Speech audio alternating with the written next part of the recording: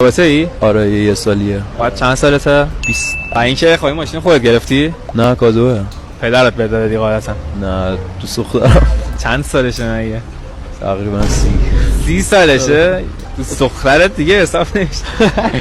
یه چالنجی می‌خواستم بهت بدم. خب الان زنگ بزنم به همون ایشون بگو که من با یه دختر جوان‌تر می‌خوام آشنا شم. تو لیاقت منو نداری، من حیفم از این صحبت‌ها. شما تو فکرش بودم یه همچین کاری بکنم. جونم. الو سلام چطوری؟ سلام چطوری عزیزم؟ خوبی قربونت فرجان. راستش یه چیزی رو می‌خواستم بهت بگم. چی شده؟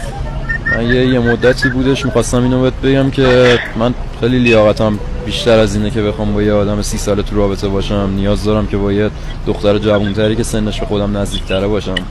اوکی؟ آره مطمئنی اوکی؟ آره اوکی. چرا چی این شد؟ حرفا کجا اومده دقیقا؟ می‌خواستم خیلی وقت می‌خواستم بهت بگم. الان یادت اومده. آره. بعد واقعا چند فکر کردی؟ منو عدد شدی؟ فکر کردی بقیه مثلا همسن و سالات مگه مثل منن؟ بعد یه ماه دیگه تولدت بود، من داشتم واسه تو برنامه‌ریزی می‌کردم. خب من نیاز دارم با یکی همسن خودم باشم. ببخش. یعنی تو حاضری منو از دست بدی؟